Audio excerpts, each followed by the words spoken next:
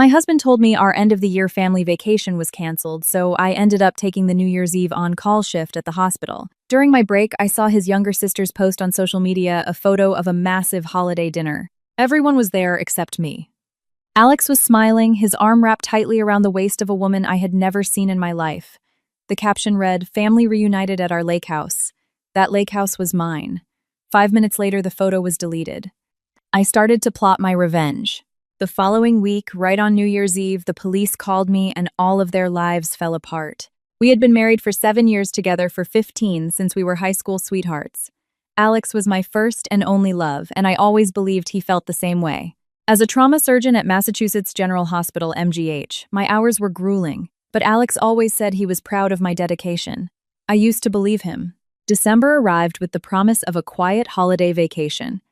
Alex had planned a trip with his family to my cabin on Lake Winnipesaukee in New Hampshire, a property I inherited from my late grandmother. However, on a Monday, a week before the holidays, he walked into the kitchen looking incredibly disappointed.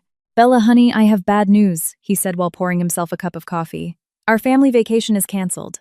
I looked at him over my mug surprised and asked why. "Well, there are a few issues. My sister Megan has an urgent project at work. Dad is also feeling under the weather, so we decided it was best to call it off." The excuse didn't make much sense. Alex's family was very tight-knit and always got together for the holidays, but as a doctor, I was used to accepting that unforeseen things happen. "Well, the two of us can just go," I suggested with a smile. "We can still head up to the lake house." Alex shook his head immediately. "Actually, I was thinking, haven't you told Dr. Harrison that he's going crazy looking for someone to cover the Christmas Eve and New Year's Eve shifts? Maybe you could help him out? Besides, the plans with my family are already canceled. Bella, these are our first holidays without plans in years." He grabbed my hand, looking me straight in the eyes. "You always say saving lives is your calling. Imagine how many people will need your help those nights. I'll be fine at home. I promise that after you get some days off, we'll make up for it." What do you think? How naive I was. How could I believe every single word I asked if he was sure? "Take the shift, honey. Go help those people. I'm so proud of you."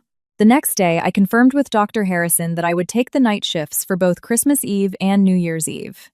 When I told Alex, he looked incredibly pleased. At the time, I interpreted it as pride. That Christmas Eve night was brutal. 3 emergency surgeries before midnight. It was almost 8:00 p.m. when I finally got a chance to sit down. I crashed in the break room with a turkey sandwich and opened Instagram out of pure habit.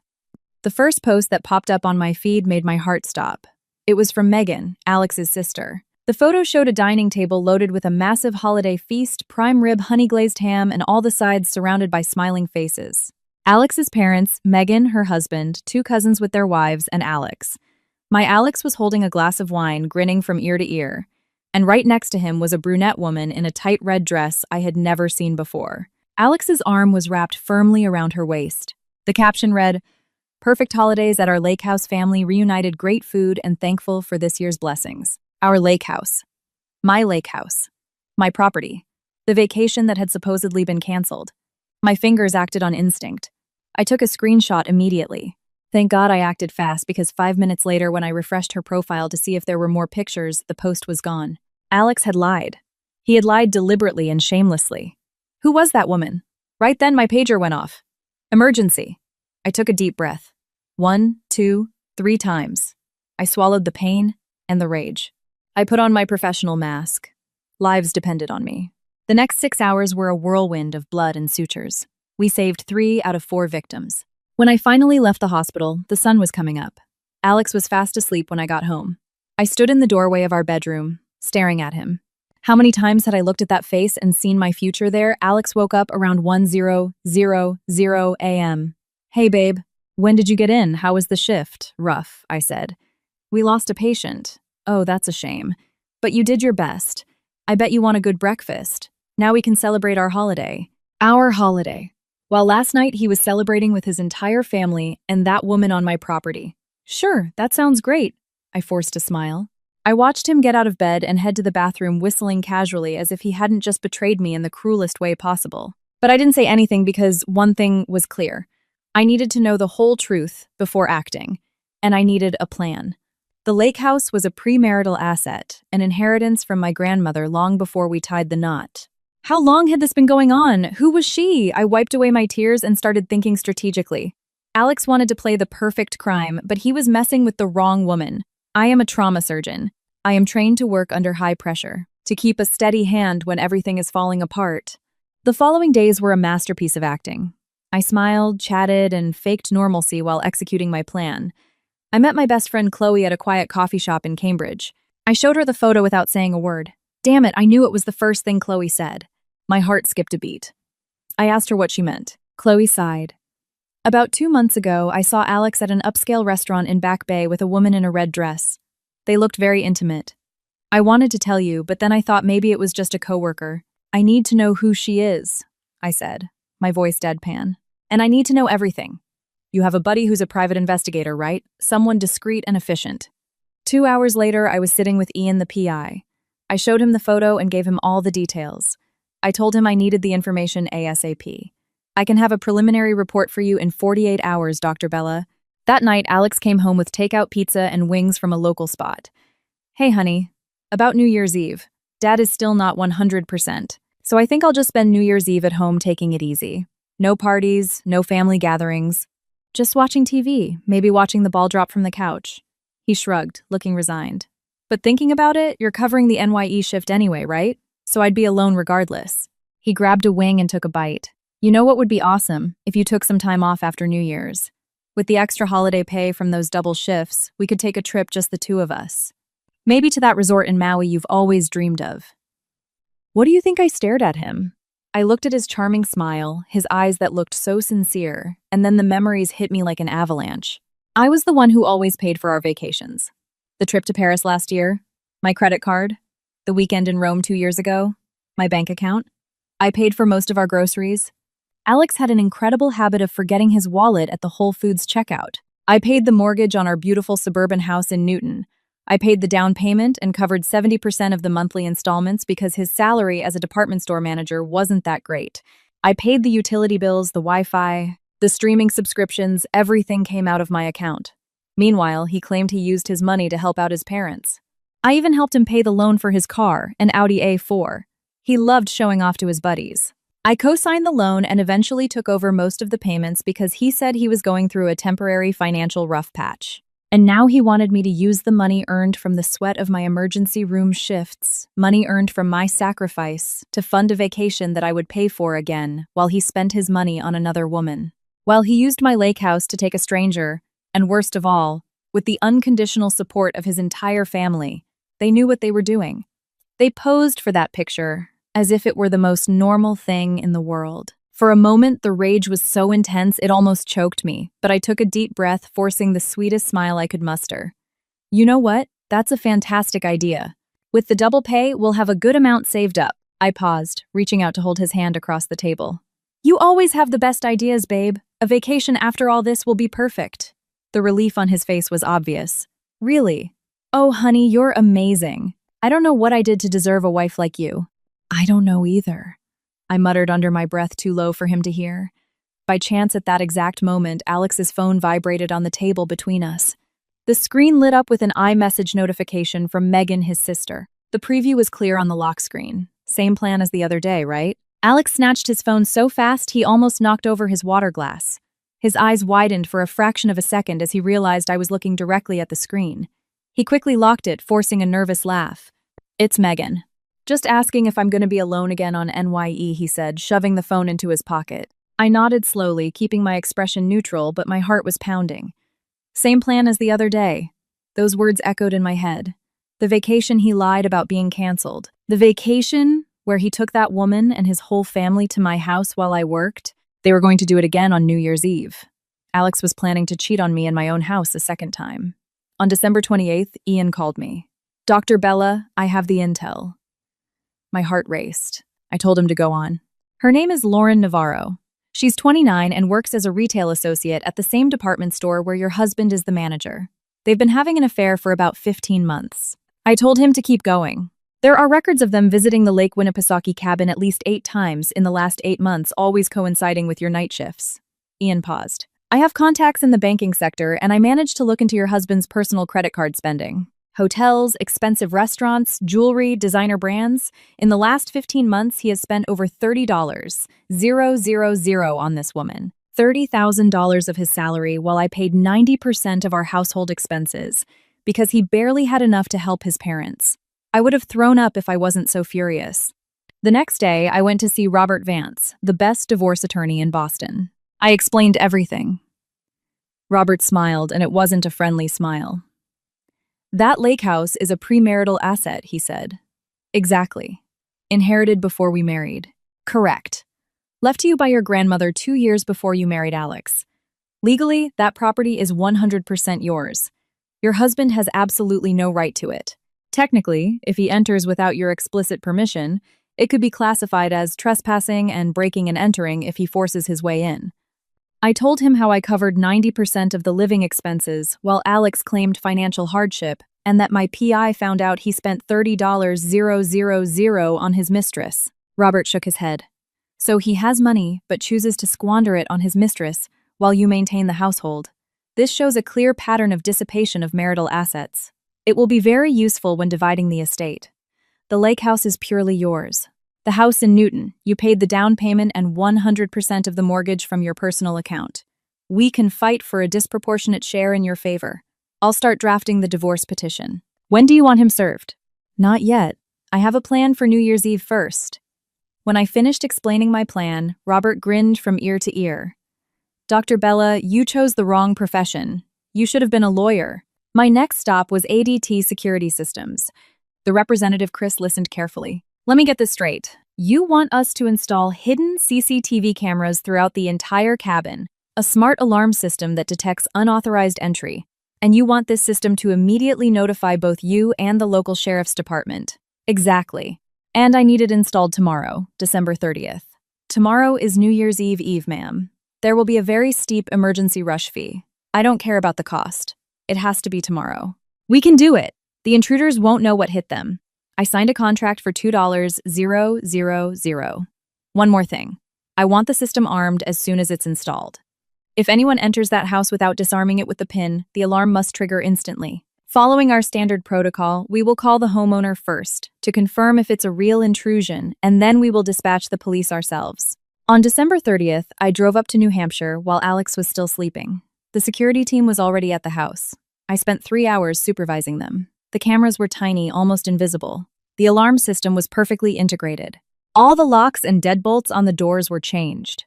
"The system is programmed to auto-arm at 6:00 p.m. today," Chris explained. "You can monitor all cameras in real time from the app on your phone." Perfect. Absolutely perfect. Before driving back to Boston, I stopped by the hospital. I caught Dr. Harrison in the hallway. "Dr. Harrison, I need to talk about tomorrow's shift." He looked at me with concern. "Is something wrong, Dr. Bella?" "A sudden family emergency has come up. I won't be able to cover the NYE shift. I am so incredibly sorry for the short notice." He frowned, clearly stressed. "Bella, it's New Year's Eve. It's going to be near impossible to find a replacement. I know, and I am truly sorry, but it's unavoidable."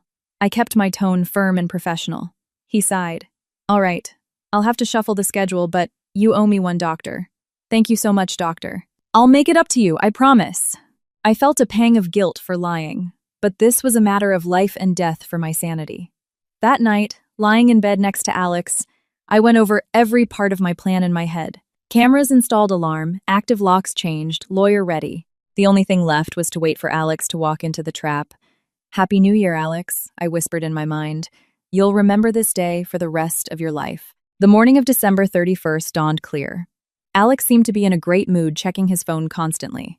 "Any issues?" I asked innocently. No. Just checking some work emails." "What time are you leaving?" "I need to be at the hospital by 2:00 p.m. I'll probably head out around noon." I could see the relief wash over his face. At 12:15 p.m. I got ready.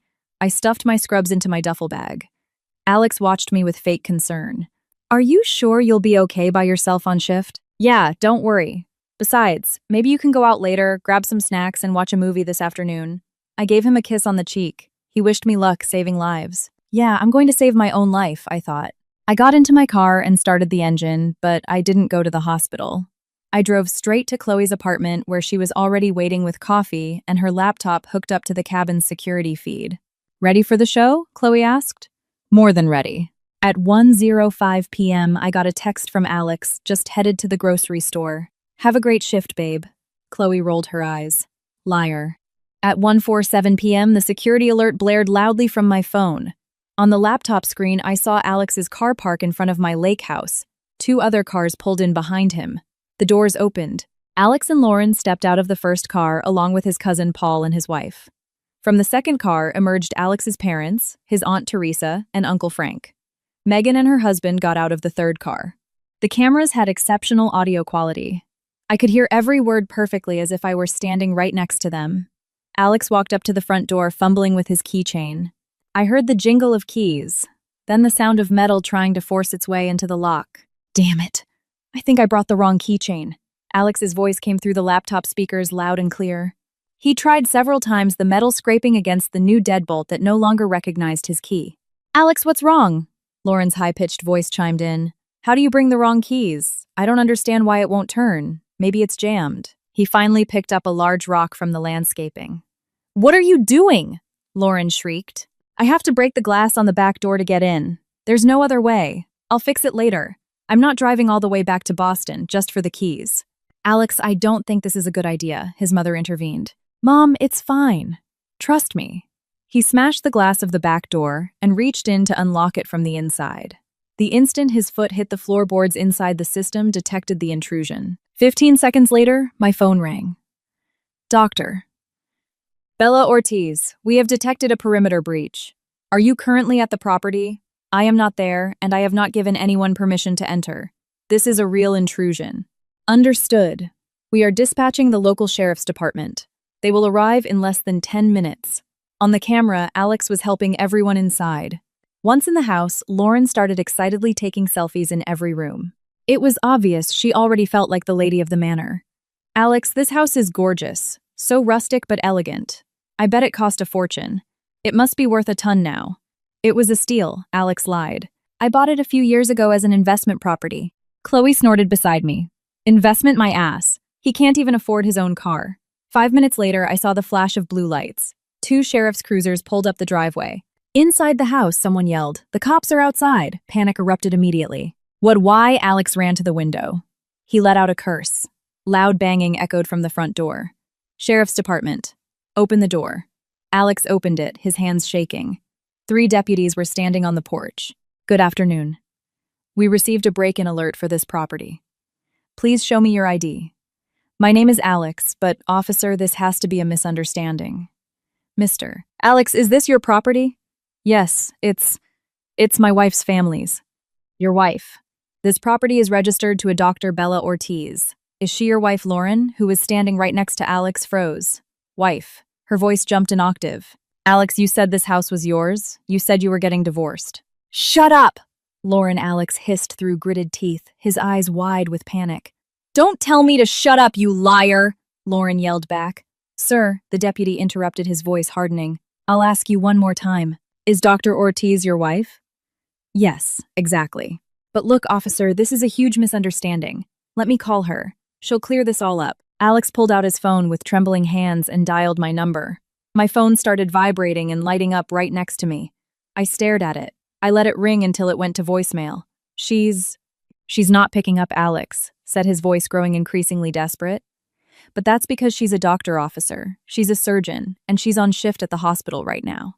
She's probably in surgery or something she can't answer. But I swear to you.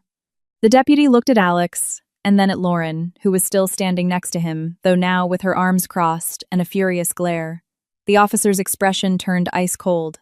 Let me get this straight, sir. Your wife, the doctor, is at the hospital saving lives. The deputy pointed a finger at Lauren.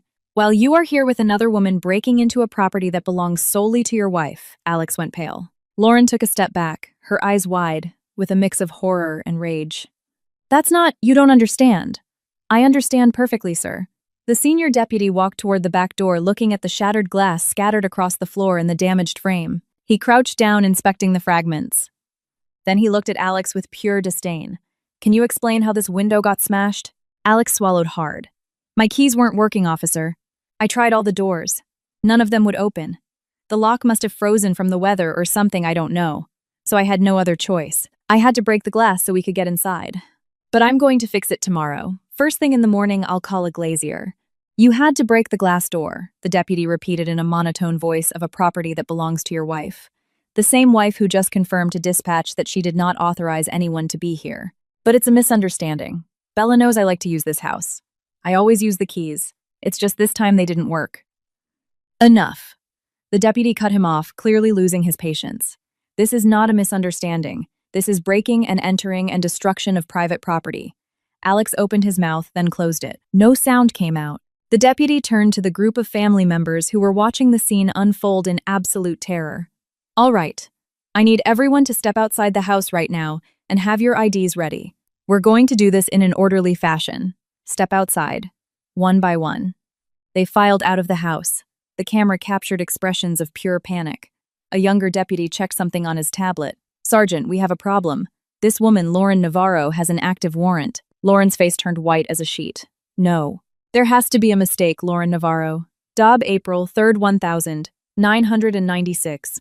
We have a bench warrant for aggravated assault involving an ex-partner. You failed to appear in court. The deputy pulled out his handcuffs. Ma'am, I need you to place your hands behind your back. It's a misunderstanding. It was self-defense. Two deputies grabbed her arms as they slapped the cuffs on her. She was screaming, spitting, kicking. Alex, do something. Help me. Alex stood paralyzed. The sergeant turned to the rest of the family. All right. All of you will need to accompany us to the station to give a statement. Please get into the vehicles. As the last cruiser drove away, I finally let out a breath I didn't realize I was holding. I leaned back on Chloe's couch, shaking from the massive adrenaline rush. Holy crap, Chloe said. Bella, that was insane. And the thing with Lauren? Did you know about that, or was it just blind luck? I had no idea. That was just pure, unadulterated karma. We started laughing so hard, tears streamed down our faces. My phone rang. Unknown number. Hello, Dr. Bella Ortiz. This is Sergeant Miller with the County Sheriff's Office. I need to verify a few details. Of course, Sergeant. Can you confirm that you did not give permission to any of the 12 individuals found on the property to enter? I confirm. I did not give permission to anyone. The individual found on the property claims his name is Alex and states they are your family. He claims he is your husband and that you had given them permission to use the cabin. Is that correct? No, Sergeant. Especially not him. We are separated and in the process of a divorce. What will happen to them, I asked. Miss Lauren Navarro will be held on her outstanding warrant. As for your husband, since he was the one who broke the window and facilitated entry for the others, he is being charged with breaking and entering and malicious destruction of property. He will be held in county jail pending a bail hearing. The rest of the family members are being processed for trespassing, but will likely be released on their own recognizance in a few hours. I processed the information. Alex and Lauren would be spending New Year's Eve and the next few days in a holding cell. His family would go home in massive disgrace, but at least they'd be free. Thank you for the update, Sergeant. I hung up and looked at Chloe. Lauren is stuck in jail until her court date. Alex is in a holding cell at least until January 2nd, waiting to see a judge for bail. The rest will be released early morning. Chloe whistled softly. Alex ringing in the new year behind bars. It's poetry, isn't it? Yes, it is, I replied with a cold smile. I picked up my phone again and called my lawyer, even though it was New Year's Eve. Doctor. Bella, what's going on? Robert answered. Robert, I need the divorce papers ready to serve on the morning of January 2nd. Is that possible? There was a brief pause. The 2nd. That's incredibly tight for a holiday, but you saved my mother's life in the OR last year. I'll work overtime tomorrow. The papers will be ready. Thank you, Robert. Happy New Year. Happy New Year to you too, Dr. Bella. And congratulations. You played your hand flawlessly. I spent New Year's Eve at Chloe's apartment. She insisted I join her family for dinner. Chloe's parents, her two brothers, and their families were warm, welcoming people who treated me wonderfully without asking uncomfortable questions. During dinner, my phone wouldn't stop buzzing. I glanced at it out of the corner of my eye. Megan had racked up a dozen missed calls. iMessages were flooding in. I opened them just so the read receipts would show without replying. Megan, Bella, for the love of God. Pick up the phone. Alex is in jail. His mother, Rose Bella, I don't know what misunderstanding happened, but Alex is locked up. They say you can drop the charges. Call me back, please. Megan, again, this is serious. They're going to hold him until the next business day if you don't drop the charges. Please answer. I read every message with a deadpan face. Chloe looked at me with concern. Are they blowing up your phone? Yeah, but I'm not answering. Good. Let them lose their minds. Right at midnight as the ball dropped in Times Square and everyone popped champagne and toasted my phone, buzzed again. A text from his mom, answer. Alex is hysterical. I ignored it. I felt a strange sense of peace. Alex was in a holding cell. Lauren was too. His family was panicking, and I was here free, surrounded by genuine people. To a fresh start, Chloe said, raising her glass of champagne. To a fresh start, I echoed. On January 1st, I woke up early and drove back to my house in Newton. It was time to finish the job. First, I called the customer service line for my credit card. I need to block and cancel the authorized user card linked to my account. All right, ma'am. The card under the name Alex. Is there a security issue? Block it immediately, please. We are getting divorced. He is no longer authorized to use my credit. Understood. The additional card will be canceled immediately. Would you like us to issue a new primary card for you with a different number for security purposes? Yes, please. After that, I spent the entire day systematically packing up Alex's things. Every shirt I had washed and ironed 100 times. Every pair of shoes he always left lying around. Every personal item that was part of our married life, I stuffed it all into cardboard boxes and stacked them in the garage. I took down our photos from the living room frames, the hallway walls, the nightstands. I separated the gifts he had bought me, mostly bought with the authorized user card, meaning bought with my money. When I finished by late afternoon, the house felt different. Lighter, cleaner, more mine. I picked up the phone and called a moving company. I need to schedule a box pickup for tomorrow morning, January 2nd. What time, ma'am? 10 o'clock sharp. Please pick up the boxes from the garage and deliver them to this address. I gave the address of Alex's parents' house out in the suburbs. Leave everything on the front porch. You don't need to ring the bell, just stack them there. Oh, and there's a large manila envelope that needs to go right on top so it's the first thing they see. Got it, ma'am. We'll take care of it. I hung up with a smile. Tomorrow at 10:00 a.m., when Alex was at the courthouse for his bail hearing, his belongings would be delivered to his parents' house, and the divorce papers would be waiting for him right on top. Perfect timing. I was about to hop in the shower when my cell rang. Unknown number. I answered cautiously. Bella! Bella! Thank God you picked up! It was Alex's voice. He sounded desperate, hoarse. Bella, you have to listen to me. This whole thing is a horrible misunderstanding. His words spilled out like a madman's. After you left for the hospital, Dad called. He said he was feeling better and that it would be nice to have a small NYE get-together. So I thought, why not? I grabbed the cabin keys in a rush, but it turns out I grabbed the wrong set. You know how scatterbrained I am, right? And when we got up there and the keys didn't work, I didn't want to make everyone drive all the way back to Boston just for that. So I had to break the glass on the back door to get in. It was stupid, I know, but I never thought this would happen. The cops arrested me, Bella. Some nosy neighbor must have called them, and then when dispatch called you, you said you hadn't given permission, but it was me. It was my family. Didn't have time to text you because it was all so last minute. He paused to catch his breath, and I said nothing. Bella, are you still there? I'm listening. Please, Bells, you have to go down to the precinct and tell the police it was a misunderstanding. Tell them you knew and that I had your permission. Please, I slept on the concrete floor of a holding cell. This is a nightmare. I closed my eyes.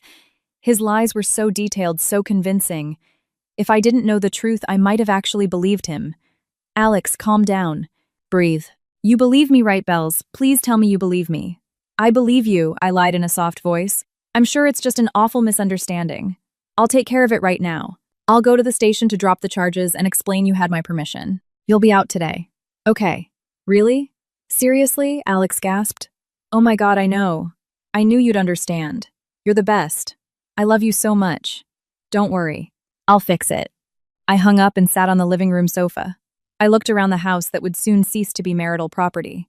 The house that for 7 years had held the echoes of his lies. I didn't go to the police station at all. 3 hours later, my phone rang again. I didn't answer. It rang 3 more times. I let it go to voicemail. Finally, a voice message popped up. Bella, what happened? You said you were going to get me out. Pick up the damn phone, please. I'm begging you. I have to get out of here. I deleted the voicemail before finishing it. The next day, January 2nd, Alex's bail hearing took place at 10:00 a.m. I didn't go, but Robert attended as an observer and called me immediately after. Alex didn't have a lawyer. The court assigned him a public defender on the spot. Bail was set at $15,000. His family was there. Alex tried to pay a bail bondsman using his credit card. Robert let out a chuckle. But the transaction was declined because you already froze his authorized card. He tried 2 more times, but we know it wasn't a glitch. I smiled. He finally figured it out. Apparently nobody in his family had $15 0 inches cash ready to go. He was in utter shock when the card declined. He started frantically calling you from the courtroom, but I'm guessing you didn't answer. Correct. So he'll remain in custody until they can scrape together the bail money or until you decide to post it, which I am positive will not happen. Your assumption is correct. It didn't take long. At 1130 a.m., my cell rang. A number I knew very well, my mother-in-law. I answered. Hello, Rose. Her voice was tense, trying to maintain control. You finally answer.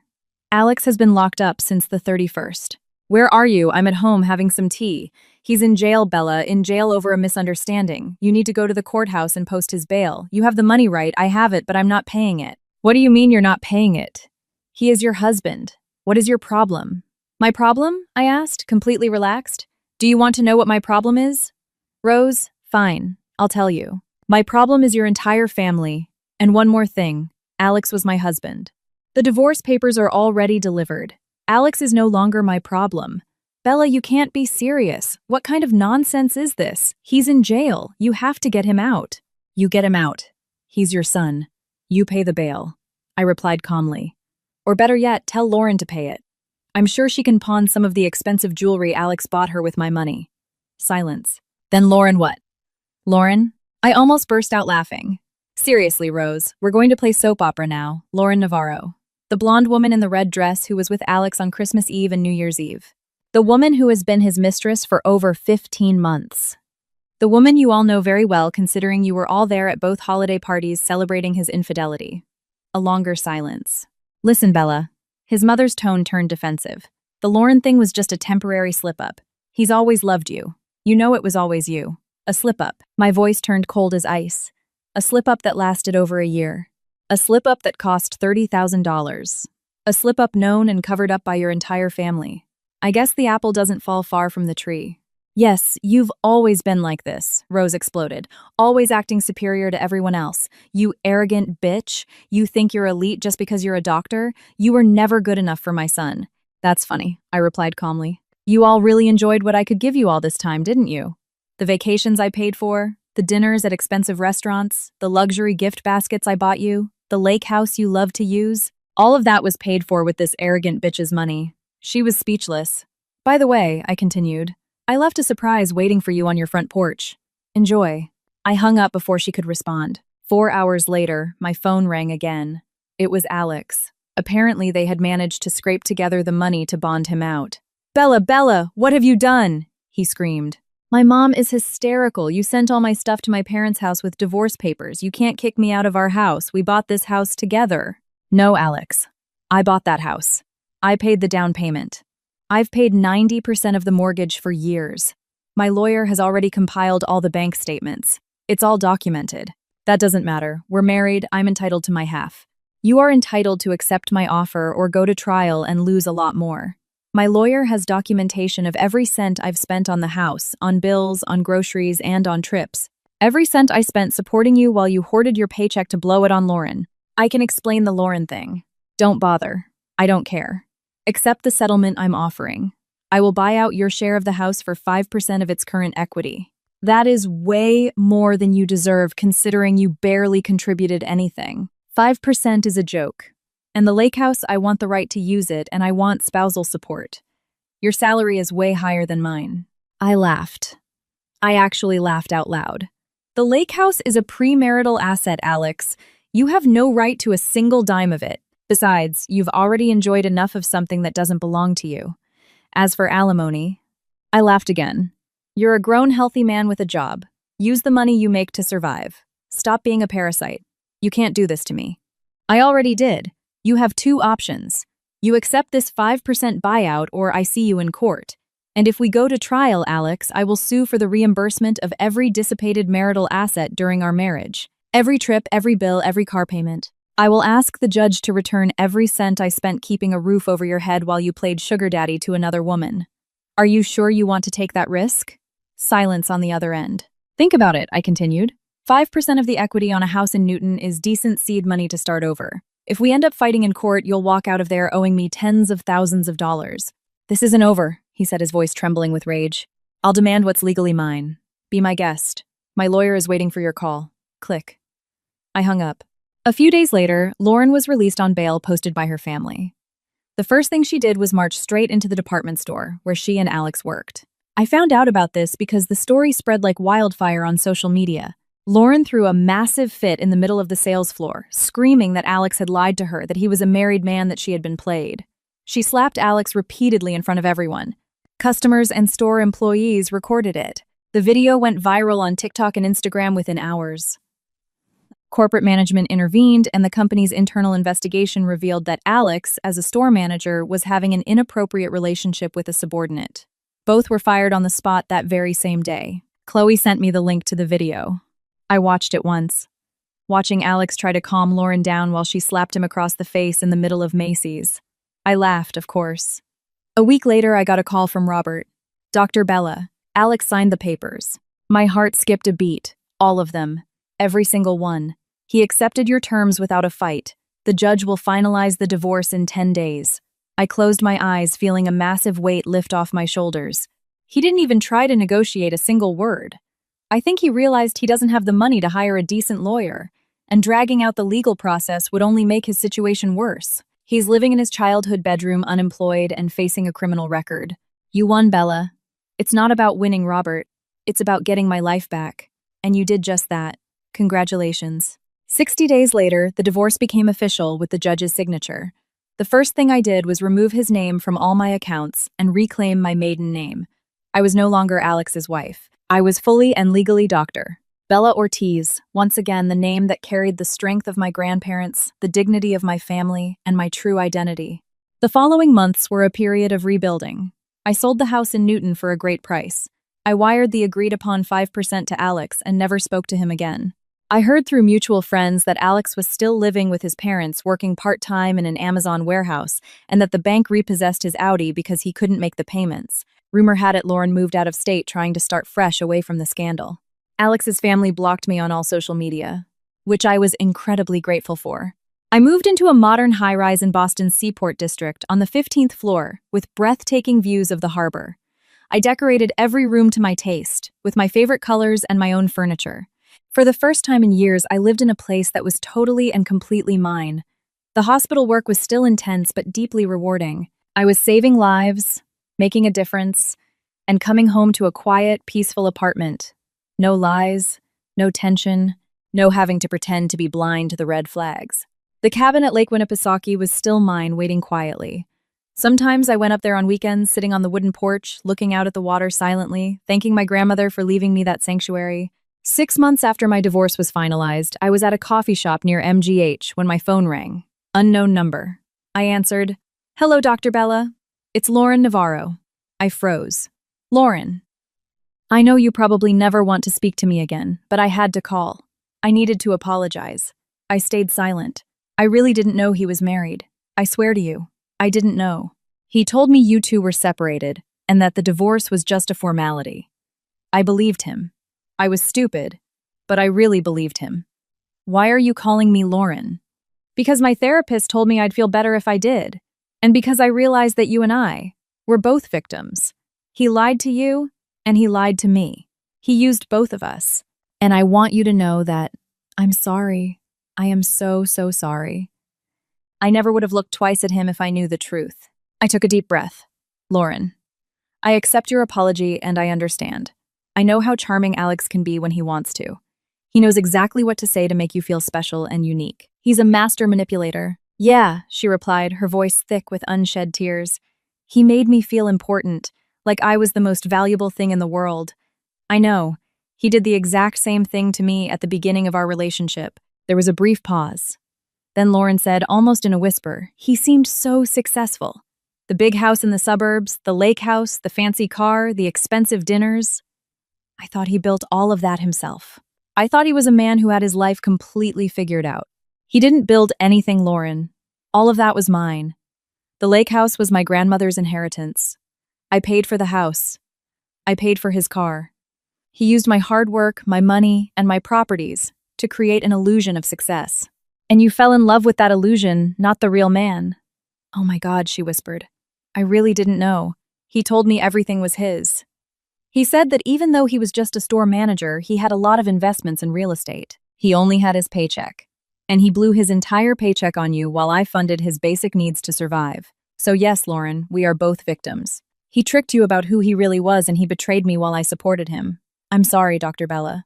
I am truly sorry. I know and I forgive you. But Lauren, you need to do some soul searching too. You let yourself be blinded by the money, the status, and the properties. You didn't fall in love with Alex's true character. You fell in love with what you thought he owned. Silence on the other end of the line. You're right, she finally admitted. I wanted that lifestyle. And when he offered it to me, I didn't ask too many questions. I just wanted to believe it. Use this experience. Learn from it. Next time, look at the person's character, not what they appear to have. And Lauren, yes, doctor, don't ever contact me again. I hope you heal and move forward. But I have to move on with my life too. That means you can't be part of it, not even as a voice on the phone. I understand. Thank you for listening and for being so understanding. You deserve so much better than him. I know. Take care, Lauren. You too, Dr. Bella. I hung up and sat in silence for a moment, processing the conversation. A part of me felt sorry for Lauren. She had been completely duped, buying into a fantasy that Alex had meticulously designed. But another part of me knew the truth. Lauren had chosen to see only what she wanted to see. The money, the status, the assets. She never questioned why a man with his life so figured out had to keep their relationship a secret. Why did he never introduce her to his friends? Why did he never take her to his house in Newton? Why was it always hotels or restaurants far away from his circle? The red flags were always there. She simply chose to ignore them. Just like I ignored the red flags early in my marriage, his money always disappearing, his constant excuses, the sudden events that always came up. The difference is that I finally woke up. I acted. I took my life back. And now I was free to live without the shadows of the past. Life goes on. The months turned into a year. A full year of freedom, peace, and self-discovery. I made a lot of new friends at the hospital. I traveled alone for the first time in my life, a week in Switzerland that was absolutely magical. I started taking painting classes on Saturday afternoons. I adopted an orange tabby cat named Garfield, who always purrs in my lap while I read. I went on a couple of blind dates. Nothing serious, just nice dinners with interesting men who don't lie. Don't use people and don't betray. I learned that there are good people in this world. I learned that I deserve to be treated well. One sunny Sunday afternoon, I was up at the Lake Winnipesaukee house, repainting the wooden porch railing. When I heard a car pull up, I frowned. I wasn't expecting anyone. A Ford Bronco pulled into the driveway next door. A tall, athletically built man with glasses and a friendly smile stepped out. "Hi there, sorry to bother you," he called out. "I'm Matthew Carter. I just bought the house next door. Figured I'd come over and introduce myself to the neighbors." I wiped my hands on my jeans and stepped off the porch. "Bella Ortiz. Nice to meet you." "Nice to meet you, Bella. This is an incredibly beautiful spot." "Thanks." It was my grandmother's. We chatted for a few minutes. He was an orthopedic surgeon at another hospital in the city, divorced with a teenage son, and had just bought the place next door as a weekend getaway. "Well, he finally said, I don't want to interrupt your painting, but if you need anything, I'm right next door. And maybe if you're up for it sometime, we could grab a coffee." I smiled, a genuine smile. "Sure, I'd love that." And that was how it all started again. Not with over-the-top romantic gestures, not with fake promises of eternal love, but with a simple invitation for coffee, with a sincere smile, with the possibility of something new and honest. Alex had used me for years. He lied, he betrayed me, but in the end, everything he did ended up setting me free. He freed me to discover who I really was without him. He freed me to build a life based on truth, not on lies. He freed me to finally find someone who might actually know how to value me. The lake house, once tainted by betrayal, had now become the place where I found myself again. And maybe the place where I found the possibility of a new beginning. It is better to be alone than with the wrong person, but you also have to keep your heart open to be with the right person when the time comes. And maybe, just maybe, that person had just walked up my driveway. Thank you for staying with me to the end of this story. If you are going through something similar, you need to know this. You do not deserve to be betrayed. You do not deserve to be lied to. And you have all the power in the world to rebuild your life. This story is about much more than just revenge. It's about reclaiming your self-worth, your identity, and your good name. If this story touched your heart, please drop a like down below. It helps this channel grow and spreads this message to more people who might need to hear it. Don't forget to subscribe and hit the notification bell because I have plenty of other stories about resilience, elegant revenge, and fresh starts to share with all of you. And leave a comment below. Would you have done the same thing I did? Or would you have handled it differently? I'd love to hear your thoughts. Remember, it's better to be alone than in bad company, but always keep your heart open for the right person when the time is right. A warm hug from the bottom of my heart, and I'll see you in the next video.